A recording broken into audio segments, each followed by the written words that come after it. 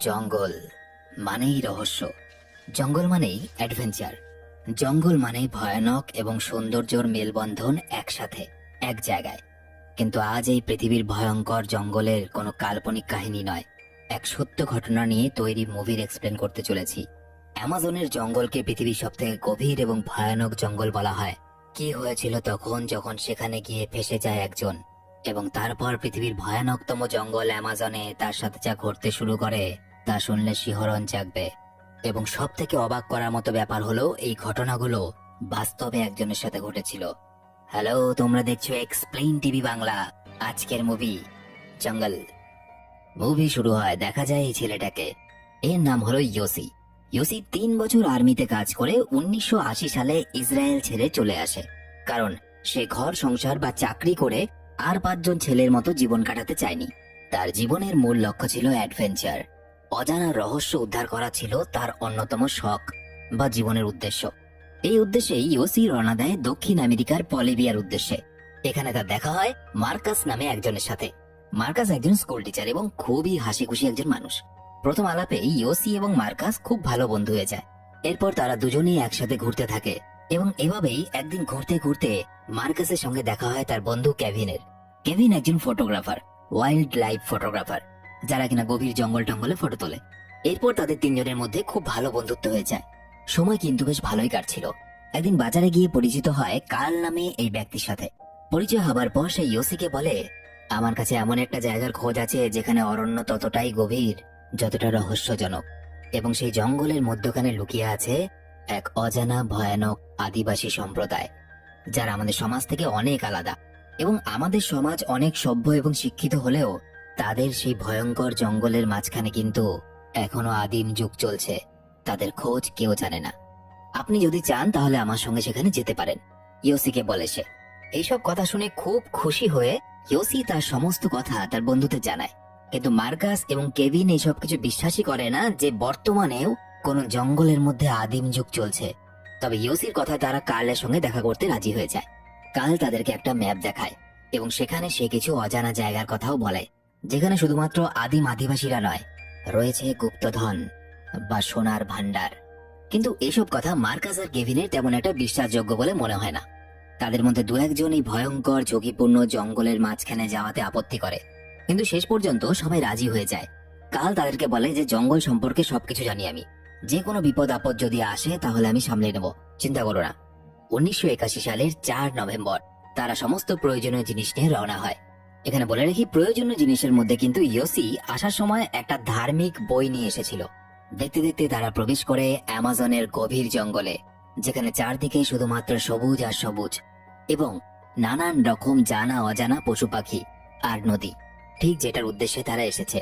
এবং সারাদিন পর একটা নিরাপদ জায়গা দেখে টেন্ট বা তাঁবু বানিয়ে সেখানে রাত কাটানো, আবার পরদিন সকালে গভীরে যাওয়ার জন্য বেরিয়ে পড়া। একটু একটু করে তারা গভীরতম গভীর জঙ্গলের মধ্যে ঢুকে পড়ছিল। জঙ্গলের পরিবেশের সাথে তারা ধীরে ধীরে পরিচিত হতে থাকে। এদিকে দেখা যায় বাকি 3 জনের কাছে এই ভয়ঙ্কর জঙ্গল নতুন হলেও কার্ল কিন্তু খুবই অভিজ্ঞ ছিল। সে চারপাশের আকাশ আবহাওয়া দেখেই বলে দিতে পারত কখন বৃষ্টি হবে, কখন আবহাওয়া পরিষ্কার থাকবে। জঙ্গলের ভেতরে ঘুরতে ঘুরতে তারা এমন একটা জায়গায় এসে পৌঁছায় যেখানে বেশ কিছু মানুষ একটা জনবসতি গড়ে তুলেছে। সেখানে কিছুদিন কাটানোর পর তারা আবার তাদের উদ্দেশ্যে রওনা হয়। যাবার পথে নদীর থেকে একটা পাত্রের সাহায্যে একটা পাথর তুলে ইয়োসি একটু করে সোনাও খুঁজে পায়। জঙ্গলে যেতে যেতে একদিন কাল একটা বানর দেখতে পায় এবং দেখার সাথে সাথে সেটাকে গুলি করে এবং শেষ পর্যন্ত সেই বানরটাকে রাতের খাবার হিসাবে তৈরি করে। দীর্ঘদিন জঙ্গলে হাঁটার জন্য মার্কাসের পায়ে এক ধরনের ঘা হয়। কাল তার চিকিৎসা করলেও দেখা যায় ধীরে ধীরে সে আর চলার মতো অবস্থাতেই নেই। একসময় কাল জানায় যে এখন তারা যেখানে আছে তার থেকে মাত্র 4 দিন যদি আর হাঁটাহাঁটি করে তারা পৌঁছয়, তারা এমন একটা জায়গায় পৌঁছবে যেখানে আরেকটা জনবসতি আছে। কিন্তু মার্কাসের পক্ষে হেঁটে যাওয়া কিছুতেই সম্ভব নয়। তাই তারা ঠিক করে যে তারা নদী পথে যাবে। সবাই মিলে তারা একটা ভেলা তৈরি করে। এরপর ভেলা নিয়ে সেই জঙ্গলের নদী পার করতে শুরু করে তারা। নদীতে যেতে যেতে দেখা যায় এক জায়গায় নদীর স্রোত প্রচন্ড বেশি। স্রোতে তাদের ভেলা ওলট পালট করতে শুরু করে। একে মার্কাসের এরকম অবস্থা, তার মধ্যে নদীর প্রবল স্রোত, কোনো রকমে তারা সামনের পাড়ে উঠে আসে। পরের দিন কার্ল ঠিক করে যে সে আর জঙ্গলের গভীরে যাবে না। এদিকে কেভিন ঠিক করে যে সে নদী পথ দিয়েই যাবে। আর মার্কাসের পা নিয়ে নদী পথে যদি যাওয়া যায় মার্কাসের ক্ষতি হতে পারে, তাই কেভিন তাকে সঙ্গে নিতে চায় না। মার্কাস ও কেভিনের সিদ্ধান্তে অসন্তুষ্ট হয়ে ঠিক করে যে সে কার্লের সঙ্গে এই জঙ্গল ছেড়ে আবার অ্যাপোলোতে ফিরে যাবে। অ্যাপোলো অর্থাৎ যেখান থেকে তারা যাত্রা শুরু করেছিল সেই জায়গাটার নাম ছিল অ্যাপোলো। এরপর কেভিন ও ইয়োসি কার্লের কাছ থেকে নদীপথে যাওয়ার রাস্তাটা চিনে নেয়, কিন্তু কার্ল তাদেরকে বলে এই নদীপথে আর কিছু দূর যাওয়ার পর কিন্তু প্রবল স্রোত আছে এবং সেটা পার করে যদি যাও এমন একটা জায়গা আছে যে জায়গায় ভেলা নিয়ে এই স্রোতের মধ্যে কিন্তু টিকে থাকা অসম্ভব। সুতরাং তোমরা দুজন কিন্তু মৃত্যুর দিকে পা বাড়াচ্ছ। কার্ল ও মার্কাস চলে যায়, থেকে যায় ইয়োসি আর কেভিন। ইয়োসি আর কেভিন তাদের যাত্রা শুরু করে নদীপথে। দেখা যায় তারা দুজন ভেলায় করে কখনো শান্ত কখনো খরস্রোতা জলপ্রবাহের মধ্য দিয়ে এগিয়ে চলেছে। দীর্ঘদিন এইভাবেই নদীতে যাত্রা করতে করতে একদিন দেখা যায় তারা গভীর জলাশয়ে ভাসতে ভাসতে একটা খরস্রোতা জলপ্রবাহের কাছে চলে এসেছে। আসলে এটা ছিল সেই জলপ্রবাহ যার কথা কাল তাদের বলেছিল। অসতর্কভাবেই নিজেদের খেয়ালে ভেলা ভাসাতে ভাসাতেই হঠাৎ তারা ওই খরস্রোতা জলপ্রবাহের সামনে পড়ে যায়। কেভিন বিপদ বোঝার সাথে সাথে ইয়োসিকে বলে জোরে জোরে ভেলার দাঁড় চালাতে, যাতে খুব দ্রুত তারা ডান দিকে থাকা নদীর পাড়ে পৌঁছে যেতে পারে। চারদিকে পাহাড়, তার মাঝখানে বিশাল নদী, আর সেই নদীর জলপ্রবাহ রুদ্র রূপ ধারণ করেছে। নদীর স্রোত তাদের ভেলা প্রায় উল্টে দিচ্ছে। এই অবস্থায় কিনারায় যেতে না পেরে তারা কোনো রকমে তাদের সামনে থাকা একটা বিশাল পাথরের কাছে গিয়ে আটকায়। নিজেকে একটু সামলে কেভিন ইয়োসিকে বলে এই পাথরের পেছনেই এইভাবে ভেলা ধরে আটকে থাকতে, কিন্তু কেভিন সাঁতার জানে, তাই সে কোনো রকমের সামনে থাকা নদীর পাড়ে যাবে এবং সেখানে গিয়ে চাকুর সাহায্যে কিছু ডালপালা কেটে ইয়োসিকে এখান থেকে উদ্ধার করবে। কিন্তু ইয়োসি খুব ভয় পাচ্ছিল, কারণ সে সাঁতার জানে না, আর এই নদীর যা স্রোত যে কোনো মুহূর্তে কিন্তু এখান থেকে ভেসে অন্য কোথাও চলে যেতে পারে। কেভিন তাকে ভরসা দেয় এবং সাঁতরে ওই পারে চলে যায়। ইয়োসিকে উদ্ধার করার জন্য কোনো একটা ব্যবস্থা করতেই হবে তাকে, এবং ইয়োসিকে বলে ভেলায় থাকা চাকুটা দিতে। কিন্তু সেই চাকুটা দিতে গিয়ে ইয়োসি কিন্তু নিজেকে সামলাতে পারে না, আর নদীর প্রবল স্রোত তাকে টেনে নিয়ে যায়। জলের স্রোত এতটাই প্রবল থাকে যে ইয়োসি ভাসতে ভাসতে কোথায় চলে গেছে সে নিজেও বুঝতে পারে না। আর এমন স্রোতের সামনে কেভিনও অসহায়ের মতো শুধুমাত্র দাঁড়িয়ে থাকা ছাড়া আর কিছু করার উপায়ও থাকে না। নদীর প্রবল ঢেউয়ে ইয়োসি খড়কুটোর মতো ভাসতে থাকে এবং নদীতে থাকা পাথরের মধ্যে ধাক্কা খায়, গভীর জলে হাবুডুবু খেতে থাকে। অনেকক্ষণ পর ইয়োসি অনেক কষ্টে একটা পাথরকে জড়িয়ে নিজেকে সামলায় এবং তারপর কোনো রকমে একটা পাড়ে উঠে আসে। ইয়োসি একটু একটু করে পাথর ধরে ধরে ওপরে সমতলে ওঠার চেষ্টা করে, কিন্তু অনেক দূর ওপরে ওঠার পর সে আবারও পা পিছলে পড়ে যায়। কিন্তু ইয়োসি হাল ছাড়ে না, অনেক কষ্টে সে উপরে উঠে আসে। সে কেভিনকে চিৎকার করে ডাকে, কিন্তু কোনো সাড়া পায় না। সাড়া পাবে কি করে, সে তো অনেক দূরে চলে এসেছে। একসময় নদীর জলে তার ব্যাগটা ভেসে আসতে দেখে সে কোনো রকমে জলে ঝাঁপ দিয়ে ব্যাগটাকে উদ্ধার করে এবং তারপর ব্যাগ থেকে একটা ওষুধের বোতল বের করে। এই ওষুধের বোতলটা কাল তাদেরকে সঙ্গে নিয়ে যেতে বলেছিল। এটা এমন একটা ওষুধ বা এনার্জি ট্যাবলেট যেটা খেলে মানুষের ক্লান্তি কেটে যায়। এরপর সে পাহাড়ের উচ্চতা পেরিয়ে উপরে উঠে অনেক জায়গায় গিয়ে তার বন্ধু কেভিনকে খোঁজার চেষ্টা করে, কিন্তু সে কেভিনকে কোথাও খুঁজে পায় না। এরপর সে একটা কিছু নোটপ্যাডের মধ্যে লেখে এবং সেটাকে কাপড়ে মুড়িয়ে রেখে অন্যদিকে চলে যায়, যাতে সে হারিয়ে না যায়। আর কেভিন যাতে এইসব চিহ্ন দেখে তাকে সহজেই খুঁজে পায় যে আশেপাশেই কোথাও আছে সে। দেখতে দেখতে 6 দিন পেরিয়ে যায়। ইয়োসি একাই গভীর জঙ্গলের এদিক ওদিক যেতে থাকে। এরপর একসময় সে একটা গাছে উঠে সেখানে থাকা একটা বিষধর সাপকে পাথর দিয়ে থেতলে মেরে ফেলে, শুধুমাত্র ওই গাছের ফল খাওয়ার জন্য।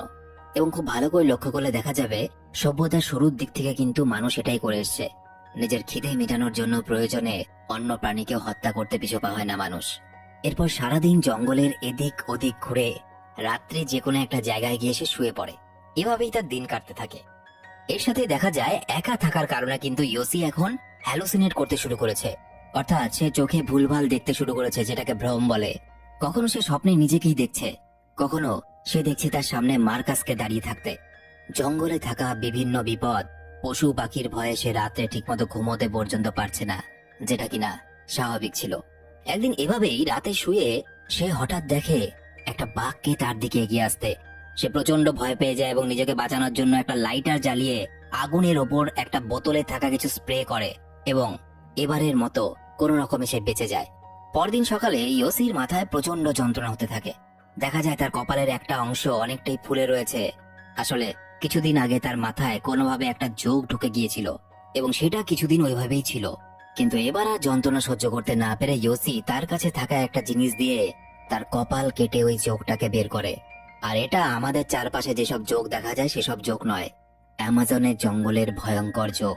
ইয়োসি এতটাই নিরুপায় হয়ে যায় যে সারাদিন জঙ্গলে ঘোরা আর জঙ্গলের হাতের সামনে পাওয়া যে কোনো জিনিস খাওয়া ছাড়া তার কাছে প্রাণ বাঁচানোর আর কোনো উপায় থাকে না।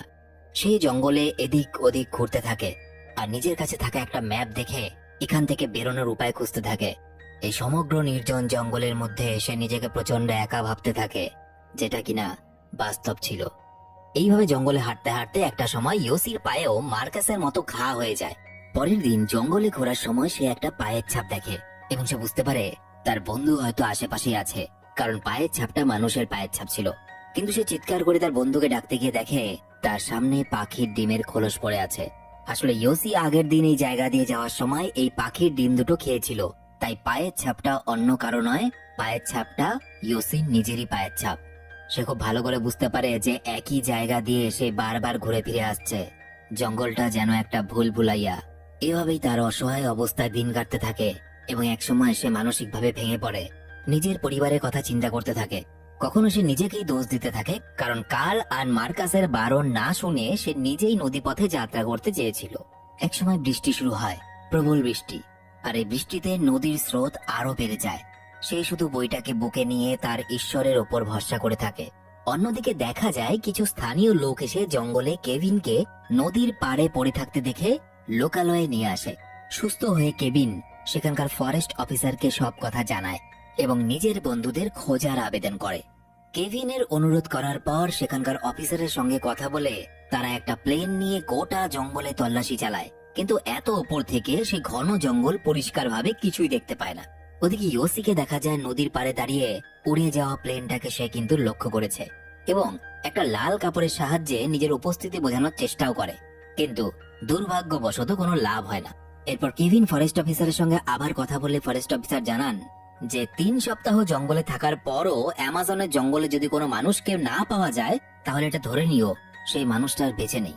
তুমি ওখান থেকে বেঁচে ফিরতে পেরেছো, এটাই বিশাল বড় ব্যাপার। তোমার ভাগ্য অনেক ভালো ছিল। কিন্তু কেভিন হাল ছাড়ে না। সে বলে, যে করেই হোক না কেন আমি ইয়োসিকে ওখান থেকে ফিরিয়ে নিয়ে আসব এবং আমার বিশ্বাস যে ইয়োসি এখনো বেঁচে আছে। ওদিকে ইয়োসিকে দেখা যায় সে জঙ্গলে একটা আদিবাসী মেয়ের দেখা পায়। আমি লোকালয়ে থেকে একটা মেয়ের দেখা পাই না, আরো জঙ্গলে থেকে মেয়ে পেয়ে গেছে।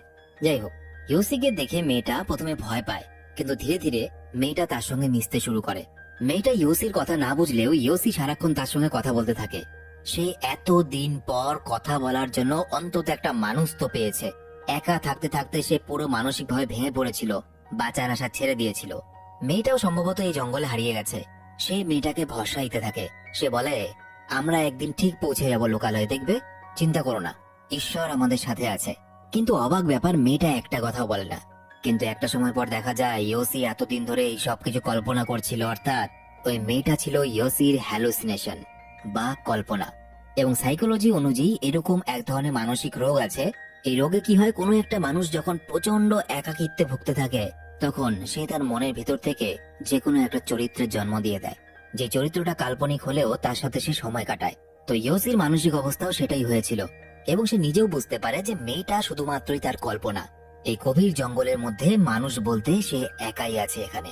সে জঙ্গলের এদিক ওদিক কেমন পাগলের মতো ঘুরতে থাকে।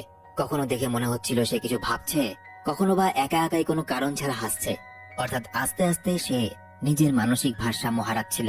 এভাবে জঙ্গলে ঘুরতে ঘুরতে ইয়োসি একটা পাকের মধ্যে পড়ে যায় এবং প্রায় গলা অবধি সে ওই কাদার ভেতরে, মাটির ভেতরে ঢুকে যাচ্ছিল। সে যত ছটফট করতে থাকে সে আরো বেশি করে ফাঁসতে শুরু করে। ঠিক এরকম সমুদ্র সৈকতেও দেখা যায় এবং সমুদ্র সৈকতে ওটাকে চোরাবালি বলা হয়, কিন্তু এখানে কাদার মধ্যে সে ঢুকে যাচ্ছিল। ভাবতে অবাক লাগে যে সত্যি সত্যি এরকম কোনো একটা মানুষের সাথে ঘটেছিল। তো যাই হোক, এরপর সে নিজের মনকে শান্ত করে, কারণ সে তার ঈশ্বরকে প্রচন্ড বিশ্বাস করে। সে মনে প্রাণে বিশ্বাস করত যে ওপরওয়ালা আমার সাথে আছে, আমি এভাবে তো মরতে পারি না। সে খুব আস্তে আস্তে চেষ্টা করে একটা গাছের ডাল ধরে একটু একটু করে ওই পাকের ভেতর থেকে বেরিয়ে আসে। কিন্তু এতদিন এত কষ্ট সহ্য করার পর এবং ঠিকমতো খাওয়া দাওয়া না হওয়ার কারণে তার শরীরে একটুও শক্তি ছিল না। কিন্তু তখনও তার মনে নিজেকে বাঁচানোর চেষ্টা ছিল। তাই সে কোনো মতে গড়িয়ে গড়িয়ে একটা গাছের সামনে যায় এবং সেই গাছের সামনে অজস্র বিষাক্ত পিঁপড়ে ছড়িয়েছিল, অ্যামাজনের জঙ্গলের বিষাক্ত পিঁপড়ে। ওই গাছের ডাল শক্ত করে জড়িয়ে ধরতে ইয়োসির গায়ে অসংখ্য পিঁপড়া কামড়াতে শুরু করে। আর এই ঘন জঙ্গলের বিষাক্ত জঙ্গলি পিঁপড়ে কামড়ানোর মারাত্মক যন্ত্রণা তাকে আরো কাবু করে তোলে। কিন্তু শুনলে অবাক হবে, সে ইচ্ছে করেই ওই পিঁপড়েগুলোকে দিয়ে নিজের শরীরটাকে কামড়াচ্ছিল, কারণ তার শরীরে শক্তি বা এনার্জি কিছুই ছিল না। তাই যাতে অসম্ভব যন্ত্রণার দাপটে এসে থাকতে না পেরে বাধ্য হয়ে সেখান থেকে দৌড়তে পারে, এই জন্য সে এরকম কাজ করেছিল। এবং এই এতগুলো পিঁপড়ের কামড় সহ্য করতে না পেরে ইয়োসি সত্যি সত্যি দৌড়তে শুরু করে।